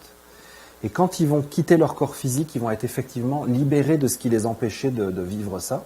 Ils vont vivre très intensément pendant quelque temps tout ce qu'ils n'ont pas fait. Et ça, c'est très très vrai pour les handicapés. Quand vous avez quelqu'un qui est handicapé physiquement, paraplégique, tétraplégique, qui est dans un fauteuil roulant, il a énormément de souhaits, de choses qu'il aimerait faire. Il génère une énergie très très importante. Et quand il va mourir, il va vivre longtemps, probablement, dans tout ce qu'il aimerait faire. C'est très puissant. Il va vivre dans des rêves et il y va souvent, ces gens-là, ils y vont immédiatement. Immédiatement, ils se mettent à marcher, courir et puis ils font du parachute et puis tout ce qu'ils n'ont pas pu faire en fauteuil roulant dans leur vie. Parce qu'ils ont accumulé énormément de désirs et d'espoir et d'envie. Énormément, énormément. Par contre, une personne qui va mourir en étant désabusée de la vie, déçue, écœurée, lasse de tout ça, souvent dans l'au-delà, il ne se passe pas grand-chose pour elle parce qu'elle n'a plus d'espoir, plus de feu, plus d'enthousiasme. Il ne se passe souvent pas grand-chose. On ne peut pas agir sur quelqu'un, vivre une expérience de vie à sa place. Il faut toujours se dire que la vie qu'une personne a vécue, il y a une intelligence universelle qui s'occupe de chacun et qui lui a donné l'expérience dont il a besoin et qui, après la mort, continue à lui donner l'expérience dont il a besoin. Comme je vous ai dit, c'est beaucoup moins facile de s'éveiller, mais on ne peut rien faire. La seule chose qu'on peut faire, par exemple, qui est très importante, c'est que, par exemple, là je vais parler d'un lien parent-enfant, mais ça peut être un lien conjoint-ami. Okay,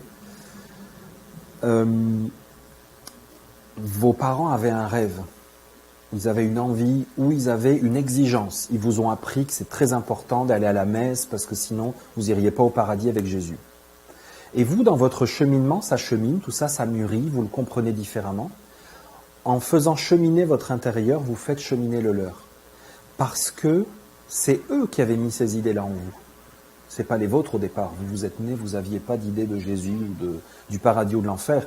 Mais ils vous ont transmis quelque chose et en travaillant dessus vous-même, par résonance, vous allez les libérer dans l'au-delà. Donc plus vous élargissez votre champ de conscience, plus vous vous libérez, vous vous désillusionnez, vous vous éveillez, plus les autres qui sont en affinité avec vous, qui vibrent avec vous, ça va s'éclaircir aussi beaucoup, mais souvent pas de la façon dont on croit. Parce que on croit des choses pour les autres, mais ce n'est pas souvent ce qui leur correspond réellement. C'est souvent étonnant. Donc après la mort, il y a une résonance de ce qu'on a fait sur la terre. C'est pour ça qu'on enseignait chez les chrétiens, si tu fais le bien, tu iras au paradis, puis si tu fais le mal, tu iras en enfer. Est-ce que c'est vrai? Non, c'est pas vraiment comme ça que ça se passe, mais oui, c'est vrai. On a toujours une conséquence. Si on plante des carottes, c'est des carottes qui poussent. Donc, ce qu'on fait dans la vie va nous revenir tôt ou tard. Donc, il n'y a aucune différence avec l'au-delà. C'est exactement le même processus que quand on a un corps. Sauf que ça s'arrête beaucoup moins. Mais, Donc, si vous passez des mauvaises journées, vous avez des mauvaises nuits. Si vous avez des conflits avec quelqu'un, la nuit, vous allez en rêver, vous disputez, il y a des choses qui ne marchent pas. Ça va être exactement la même chose quand vous perdrez votre corps définitivement. Il n'y a vraiment pas de différence. Donc l'enfer existe. Si aujourd'hui vous connaissez une personne qui est en enfer à l'intérieur d'elle, elle est brûlée par des sentiments, elle est enfermée dans une cage, l'enfer c'est l'enfermement, elle est complètement emmurée dans sa façon de penser, elle n'arrive plus à s'ouvrir et à avoir des sentiments, des échanges avec les autres. Si elle meurt demain, elle va avoir exactement les mêmes états intérieurs. Et il faudra du temps pour que petit à petit ça se défasse. C'est comme ça. Donc l'enfer et le paradis existent, mais ils sont beaucoup, beaucoup plus simples et quotidiens qu'on pense. C'est vraiment à l'intérieur. C'est pas quelque chose qui nous attend comme... On a l'impression que c'est comme une surprise. On va piger un papier, puis on va dire toi tu vas à droite, toi tu vas à gauche. Puis c'est pas du tout comme ça. C'est une correspondance avec notre état intérieur. Donc dans l'évangile apocryphe de Thomas, moi que j'adore, Jésus dit... Alors, c'est très intéressant. Il avait des paroles extrêmement initiatiques, Jésus, un peu comme un maître bouddhiste zen ou quoi. C'est pas du tout un petit charpentier qui est simpliste. Il disait des choses des fois, et il disait les jours où vous mangiez ce qui est mort. Ça veut dire quoi? Ça veut dire la nourriture, mais ça veut dire aussi votre vie quotidienne. Vous prenez votre voiture, vous allez à job, tout ça, c'est mort, c'est comme la mort. Il dit, vous en faisiez quelque chose de vivant. Dedans, vous mettiez de l'énergie, de l'enthousiasme, vous aviez envie, vous étiez content, vous gagniez de l'argent. Avec cet argent, vous avez construit une maison, vous avez acheté des choses, vous avez bâti une famille. Vous en avez fait quelque chose de vivant. C'était mort au départ. Et il dit, quand vous serez dans la lumière, vous ferez quoi? Il nous pose la question. Et c'est pas si évident que ça, la réponse. Pas si évident. Est-ce que vous serez capable d'avoir autant d'enthousiasme? Il pose beaucoup de questions à travers ça. Il dit aujourd'hui vous êtes un, demain vous serez deux. Ça veut dire il y aura ton corps en bas, puis toi tu vas être au-dessus. Vous serez deux. Qu'est-ce que vous ferez? Il pose la question, il interpelle le chrétien. Donc la mort, c'est pas une libération en soi, parce que si quand tu étais un, tu étais associé, ton âme et ton corps, tu vivais juste, tu faisais ta semaine, gagnais ton argent, puis le vendredi soir, tu allais au bar de danseuse, puis le samedi, tu te remettais de ta brosse de la veille, puis le dimanche, tu allais manger chez ta mère, puis c'était ça. Ça a été ça que tu as fait quand tu étais un. Quand tu vas être deux, tu vas faire quoi? Est-ce que tu penses que ça va être complètement différent? Pourquoi ça serait différent? Et là, tu auras de la lumière. Tu vas faire quoi avec cette lumière? Donc la mort n'est pas une libération en soi. Des fois, on nous transmet un message d'espoir pour nous consoler en nous disant on va voir une lumière, puis il y a des êtres d'amour de l'autre côté. Ça, c'est pour se consoler. On a le droit d'être consolé, ça fait du bien. On se fait flatter, cajoler, on se fait bercer, on se fait dire des jolis mots pour se calmer. Mais c'est correct. Donc du coup, la mort n'est pas une libération. Ça sert à rien de dire aux gens vous souffrez mais vous allez mourir, ça va être génial. C'est pas vrai. C'est vraiment pas vrai. Donc, il faut travailler sur soi, il faut s'éveiller. Oui, quand tu vas mourir, tu vas arrêter de souffrir dans ton corps. Absolument, définitivement. Mais si tu t'es accroché à cette souffrance et qu'elle emplit tout ton être, eh bien quand tu auras plus de corps, tu seras encore dans la souffrance même si tu as plus de corps. Mais au bout d'un moment, bien sûr, ça va s'arrêter tout doucement, ça va se finir. Donc, il faut travailler sur soi, cultiver un éveil, un détachement, et fusionner ces deux énergies de vie et de mort au quotidien, dans l'instant présent, c'est vraiment la clé. Parce que si tu es dans une situation difficile, qui est une souffrance physique par exemple, si tu appelles la mort, mais pas la mort de mourir physiquement, l'énergie de la mort qui fait partie de la vie, tu vas voir que tu vas avoir des processus intérieurs de lâcher prise, de transformation, tu vas cheminer. On en connaît des gens comme ça, qui vous disent des paroles incroyables, ils vivent des trucs très difficiles et puis ils vont vous dire des paroles de lumière, de sagesse. Ça veut dire qu'ils ont été capables de cheminer à travers les pires choses de la vie. Et oui, c'est ces gens-là qui sont des vrais exemples. Ils nous montrent qu'est-ce que c'est la vie. Avec un V majuscule, c'est l'union de ces deux serpents, c'est un vieux symbole, mais de ces deux énergies vie-mort. Ça doit faire partie de notre quotidien. Tu sais, est-ce que tu es capable aujourd'hui de mourir à une partie de toi-même, à une façon d'être, et de renaître dans une autre? Si tu n'es pas capable de faire ça aujourd'hui parce que tu n'es plus capable de changer, tu ne seras pas capable de le faire dans l'au-delà. Donc, il faut cultiver cet art de se transformer en permanence, en permanence, en permanence.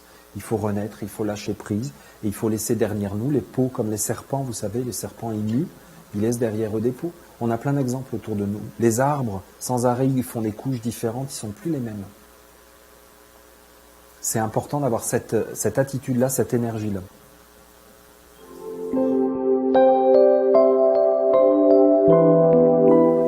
Bien sûr, bien sûr. Mais pour ça, il faut que dans ta vie, tu aies eu des moments, même des fractions de secondes, où tu aies fait cette expérience et tu vois ta vie comme un rêve, de grande clarté. C'est pour ça qu'on enseigne la méditation et tout ça. C'est pour ça qu'on enseigne la prière. Ce n'est pas des techniques nécessairement pour la vie physique. C'est parce que c'est un art de vivre avec plus que 5% de notre être. Et on en a besoin parce que quand on n'a plus 5%, on a vraiment besoin de ces choses-là. Alors souvent, il y en a qui vont traverser un tunnel, de l'autre côté, ils vont rencontrer des êtres d'amour qui les attendent. Ça, c'est toutes les projections de nos espoirs et tout ça. Mais c'est un monde qu'on appelle le monde des affinités.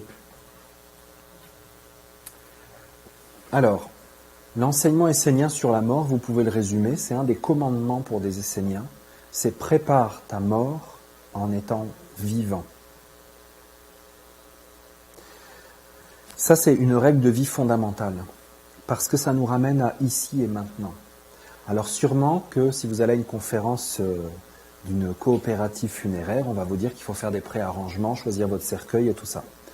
On ne parle pas de ça. Ça, c'est bien de le faire, hein. Ça, c'est dans le 5%, c'est super. Mais on ne parle pas de ça. Vous voyez ici une illustration qui est assez ancienne, hein, ça date des années 1500. Vous voyez un pèlerin, parce qu'il a un bâton, il a un manteau de pèlerin, ça veut dire qu'il est en chemin, en route. Et il s'est mis à genoux.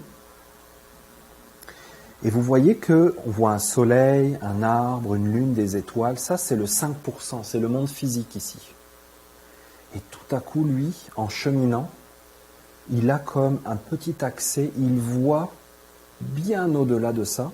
Et qu'est-ce qu'il voit? Il voit l'univers et il voit des roues. Il voit des roues. Hein, on peut penser à la vision de Élie dans la Bible, le prophète qui dit qu'il voit un chariot avec des roues. Ces roues, c'est quoi? C'est qu'il voit les causes, la loi des causes et des conséquences. Et il voit que la vie entière, c'est plein de roues. Ta vie, c'est une roue, ma vie, c'est une roue. À un moment, elles se croisent, puis à un moment, elles ne se croisent plus. Le gouvernement du Québec, c'est une grande roue dans laquelle nous, on est des petites roues. L'année 2017, c'est une roue en soi-même. Il y a plein de roues. Et toutes ces roues, tous ces mécanismes sont ensemble et ça forme l'univers. Et il s'aperçoit qu'il y a des lois, des règlements, des conséquences, tout ça, des implications. Il est sorti d'une apparence de 5%. Donc lui, qu'est-ce qu'il a fait? Il est mort à lui-même, à sa compréhension, à son état de conscience, et ça lui a permis de traverser un voile. Parce que vous savez, la naissance, qu'est-ce que c'est? C'est que vous étiez dans un monde et vous rentrez dans un autre monde. Vous êtes... Nous, on voit un bébé, là, on est content, mais il vient de mourir à une ancienne vie. Il est mort. Et ça peut être terrible, hein? C'est pas forcément facile. Hein? Il doit mourir à un monde pour venir dans notre monde. Il a renoncé à beaucoup de choses. S'il ne veut pas, il y a un avortement. Il ne veut pas mourir. Et dans notre vie, on ne cesse pas de naître et de renaître et de renaître. Si on est dans la vraie vie, si on n'est pas dans la vie, vie-mort, qu'on veut juste la vie, alors on se transforme en plastique, en robot, et on ne veut rien changer dans nos vies. Et on devient des êtres artificiels. Et qu'est-ce que ça fait l'artificiel? Ça fait de la pollution. Et qu'est-ce que c'est la pollution? Une absence de recyclage. Il n'y a plus de transformation, il n'y a plus de mort, plus de vie, de renaissance, il n'y a plus rien. Et bien on pollue. Alors savoir qu'on rêve sa vie, c'est vraiment le fondement. Déjà, cultivez cette pensée à l'intérieur de vous. Là, je suis en train de rêver ma vie. Ma vie, c'est comme un rêve. Est-ce que ça veut dire que c'est négatif? Non. Est-ce que vous avez déjà rêvé en sachant que vous rêviez? Est-ce que ça vous est déjà arrivé? Et vous voyez que ça fait toute la différence du monde. Est-ce que vous avez déjà rêvé un rêve désagréable en y croyant dur comme fer? Et après, vous avez raconté, vous avez dit hey, « je rêvais, puis j'y croyais, j'étais sûr, c'était horrible, je ne pouvais pas me dire que c'était pas vrai. » Mais ça nous arrive tout le temps. La première chose à faire, dites-vous, quand vous êtes au travail, quand vous êtes chez vous, quand vous êtes avec des amis, tout le temps, commencez à vous éveiller, pas en disant « oh, je m'éveille, mon 15e chakra s'ouvre, mon ADN se transforme, j'ascensionne dans une autre dimension. » Ah non, mais ça c'est... Non, juste dans la réalité, vous dites « ok, là je suis dans un rêve, je suis en train de rêver. » Ça ne veut pas dire que mon rêve doit disparaître et que je dois... Non, je suis en train de rêver, c'est un rêve. Est-ce que je prends du recul et que je suis dans l'éveil, dans la maîtrise de mon rêve, j'arrive à orienter mon rêve ou à faire qu'il soit agréable? Ou est-ce que je suis juste une victime des événements et mon rêve se déroule sans que j'ai le moindre mot à dire, sans que j'ai le pouvoir? Si vous arrivez à faire ça de votre vivant, vous arriverez avec certitude à le faire dans l'au-delà. C'est sûr, ça ne sera pas différent. Si vous n'arrivez pas du tout à le faire là, jamais, que vous cultivez même jamais cette pensée, je suis en train de rêver, il faut que je m'éveille, alors vous croirez tous les rêves que vous traverserez dans l'au-delà. Et vous rêverez et encore et encore et encore. Donc, les Esséniens utilisent le cycle jour-nuit comme une source d'éveil permanent. On se réveille, on s'éveille, je m'éveille. Et ils essayent de se rapprocher du centre. Hein, vous savez, la roue, elle tourne, mais au milieu, ça ne tourne pas, c'est fixe. Ils cherchent à se rapprocher du centre, comme ça, pour s'éveiller. D'ailleurs, le Bouddha, vous savez que quand ses disciples lui ont demandé comment on doit te représenter, il a demandé à être représenté comme une roue, et il a demandé à ne pas être représenté. Et vous voyez très bien le point commun avec Moïse, qui avait interdit de faire des images. Hein, on ne doit pas faire de représentation d'un être humain, parce que du coup, on s'accroche aux 5%. Et Bouddha ne voulait pas qu'on s'accroche à son 5%. Il n'a absolument pas voulu, et c'est que 4, 5, 600 ans après sa mort qu'ils ont commencé à dessiner un Bouddha avec un corps. Sous l'influence des Grecs, vous savez, les statues grecques, là, ils adorent le 5%. C'est une période de l'humanité où on s'est complètement focalisé là-dessus. Donc on a oublié que Bouddha ne voulait être représenté que comme une roue. C'est intéressant parce que ça nous oblige à nous détacher. Hein, Moïse a demandé à ce qu'il n'y ait pas de représentation de lui, physique. C'est dans la Bible, hein. Les Juifs, il y en a qui suivent encore ce commandement, pas d'image, pas de photos et tout ça. Parce qu'ils ne veulent pas, et c'était une période où l'humanité était déjà en train de s'accrocher au corps physique. Donc quand on parle de continuité de conscience, de survivance de l'âme, est-ce que ton âme, elle survit aujourd'hui, d'un jour à l'autre? Est-ce qu'elle survit d'une année à l'autre? Est-ce qu'il y a une continuité de conscience dans ta vie? Ou est-ce qu'il y a une succession de journées que tu vis comme dans un rêve, sans vraiment savoir où tu vas? Toutes ces grandes questions, tu dois te les poser toi-même dans ta vie aujourd'hui. Tu dois avoir l'ambition, l'exigence de la conscience, de l'éveil dans ta vie. Si tu ne la cultives pas aujourd'hui, ne pense pas que tu vas l'avoir quand tu vas mourir. Là, tu rêves en couleur, c'est un vague espoir. Ou alors fais-toi bercer, tu as le droit. Parce que la vie est difficile, des fois on n'a pas trop de force, pas trop d'énergie. On a le droit de se faire cajoler, consoler. Mais si tu veux t'éveiller, tu suis la voie des Esséniens, tu prépares ta mort en étant vivant. Et quand tu mourras, tu seras vivant. En Égypte, partout vous voyez la croix de vie. Le symbole ankh, la croix de vie des Égyptiens. Ils l'ont dans la main et ils la mettent partout.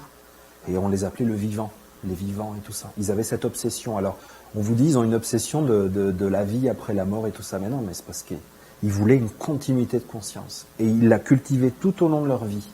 Pas juste comme un espoir pour quand ils seraient morts, enterrés dans une pyramide. Tous les jours, tous les jours, tous les jours. Ils disaient, je travaille, je suis à mon travail, je suis avec mes enfants, je suis en train de préparer à manger. Est-ce que je suis vivant ou est-ce que je suis en train de rêver ma vie? Est-ce que je suis mort ou est-ce que je suis vivant? Il y a des changements qui viennent vers moi, il y a des souffrances, des choses désagréables. Est-ce que j'accueille la mort pour qu'elle me délivre de l'illusion et qu'il n'y ait que la graine qui reste vivante à l'intérieur de moi? J'accepte de lâcher tout le reste. Ou est-ce que je m'accroche aux branches et aux feuilles pour tout garder absolument? Si oui, je peux me transformer en plastique. Vous avez vu Lénine momifié? Il est devenu du plastique. Et je soupçonne qu'il est encore enfermé à l'intérieur. C'est effrayant. En Égypte, vous allez au musée du Caire voir des momies. La plupart de ces momies-là, il y a une âme enfermée à l'intérieur. C'est effrayant. Terrible depuis 3-4 000 ans. Parce que les momies qu'on a de cette époque-là, elles datent d'une époque où les riches qui se faisaient embaumer, c'était vraiment pour vivre. Ils voulaient continuer à vivre, à être beaux et tout ça. C'était dans un désir de pas mourir finalement. Donc tu vois, quand il y en a pas mal des célèbres, je ne vais pas tous les nommer, mais quand tu meurs en disant « moi je veux être beau pour mon enterrement, je veux me faire embaumer, je ne veux pas vieillir ». Tiens, ça c'est notre époque. Je ne veux pas vieillir. Je me fais tirer, je veux être jeune, je veux être beau, je veux pas vieillir, je veux pas blanchir, je veux pas vieillir. Tu mets toute une énergie en place, tu vas travailler de l'argent pour te payer ton opération de chirurgie esthétique pour pas vieillir. C'est une énergie que tu génères dans ton 95%. Et quand tu vas mourir, tu vas être dans la même énergie. Vous imaginez tous ces hommes et ces femmes-là qui ne veulent pas vieillir? Il y en a plein qui sont morts quand même depuis. Mais c'est terrible. Ils sont morts en générant une force de conviction, je ne mourrai pas, je vieillirai pas. S'ils sont puissants, ils vont devenir des vampires. Ils vont devenir des idoles, des stars qu'on va nourrir en permanence, comme un idéal en disant « c'était merveilleux ». Et ils vont continuer à vivre. Alors c'est une sorte d'immortalité parce qu'ils peuvent vivre quelques siècles, peut-être des millénaires, mais ça m'étonnerait. Quelques siècles au moins, ils vont continuer à vivre. Puis finalement, le rêve va finir par s'éteindre. Des tombes scellées en ciment imputrescibles avec des comment on appelle ça, des cercueils plombés, tout ça. Oui, non, mais ça, c'est le pire du pire. Il ne faut jamais faire ça, oui. Il faut laisser notre corps. Parce que vous voyez, si vous avez l'attitude de dire « moi, je laisse mon corps aller à la terre », et bien dans l'au-delà, c'est pareil. Vous allez laisser aller tout ce qui n'est pas essentiel, tout ce qui est illusoire va passer. Et vous allez être concentré sur l'essentiel.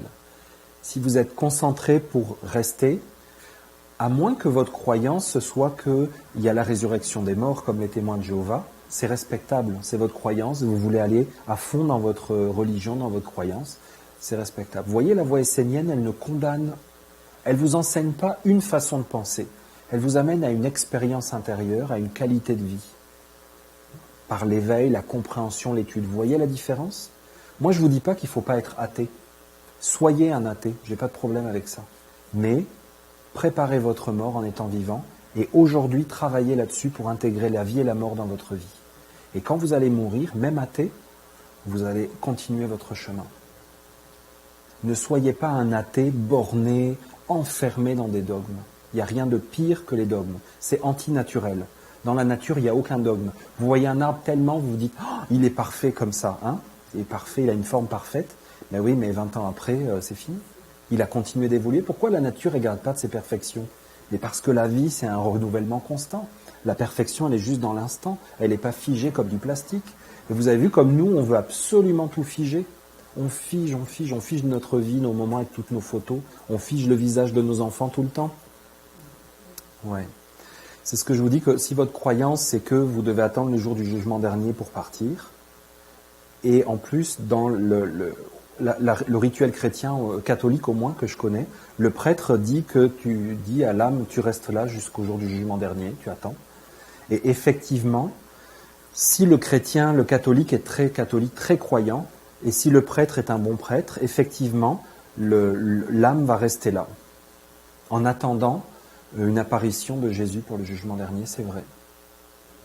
Comme les momies dont j'ai parlé, qui sont enfermées dans leur corps en attendant, oui, il y en a qui sont dans les cimetières. Ouais. Oui, ça peut rester vraiment longtemps. Mais tout finit par passer, tu sais, à l'échelle de l'univers. Qu'est-ce que c'est 1000 ans? Mais c'est vrai que ça existe. Et c'est pour ça que vous avez toutes ces histoires pour tuer les vampires, parce que ils avaient remarqué ça. C'est un phénomène qui est apparu à partir de la Grèce, justement, à peu près, la période de l'Antiquité, où des gens mouraient et puis il y en a qui se faisaient vampiriser la nuit, disaient « Ah, j'ai rêvé, le gars qui est mort l'autre jour, il est venu dans la nuit, j'ai rêvé de lui, tout ça. » Puis les gens sentaient que cette personne qui était morte, elle traînait. Ils le sentaient parce qu'ils étaient plusieurs à en rêver, à le voir, à penser à lui. Puis du coup, il y avait des modifications de choses et tout ça.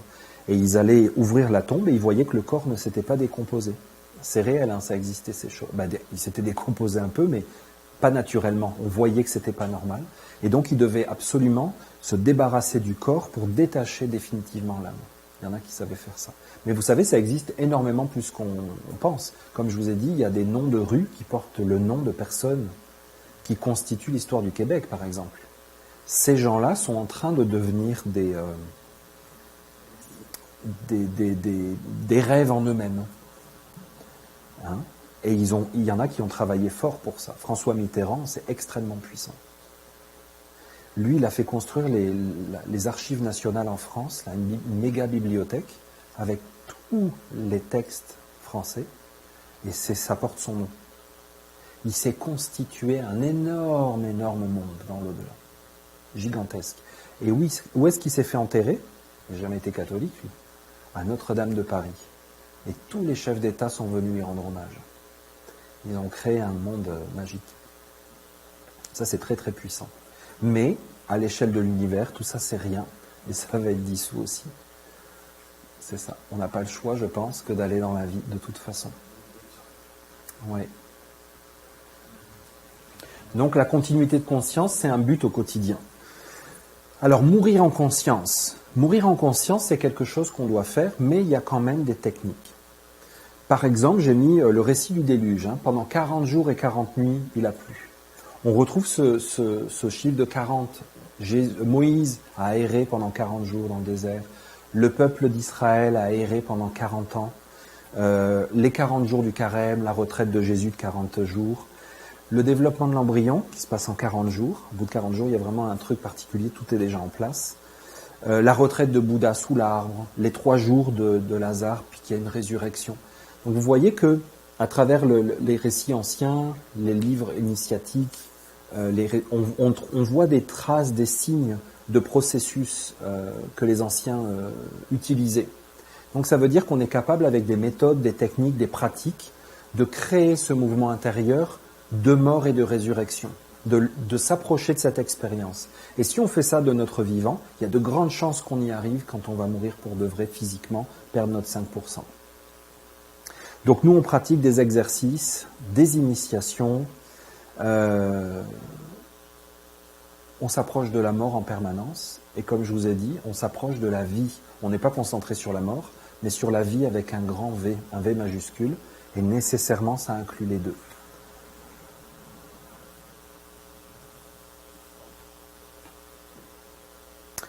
Alors il y a une notion aussi, je vais bientôt finir, hein, ça fait longtemps que je vous parle, c'est celle du corps. Elle est très intéressante parce qu'on dit, le corps il est mort, il a perdu son corps, donc il est mort, tout ça. N'oubliez pas que ça prend toujours un corps. On a toujours besoin d'un corps. Et quand on meurt, on n'a pas plus de corps. Quand vous rêvez, vous êtes dans un corps de rêve, sinon vous ne pourriez pas rêver. Quand vous pensez, vous avez un corps de pensée, sinon vous ne pouvez pas penser. Demandez à un enfant de réfléchir sur des trucs, des pensées compliquées, il n'y arrive pas, il n'a pas le corps pour penser, il n'a pas la capacité. Donc on a un corps physique, mais on a des corps énergétiques, des corps subtils, des corps vibratoires.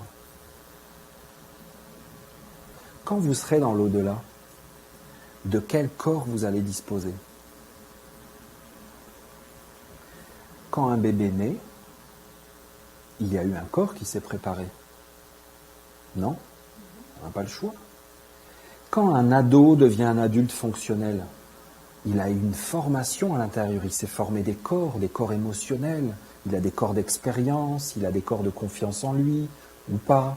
Il a des corps, il a des choses subtiles à l'intérieur de lui. Si on ne s'en occupe pas nous-mêmes, on pense que la société s'en occupe, puis nous on est dans notre corps physique, c'est tout. Quand on va mourir, on va être handicapé. Vous savez, il y a plusieurs façons d'être handicapé. On peut être handicapé du cœur, on peut être handicapé physique, mais on peut être handicapé à l'intérieur aussi. Donc on peut très bien arriver dans l'au-delà comme un handicapé. On n'a pas ce qu'il faut, on n'a pas les corps. On n'a jamais cultivé une pensée consciente, on n'a jamais médité, on ne sait pas ce que c'est prier, on n'a jamais expérimenté la prière dans le cœur.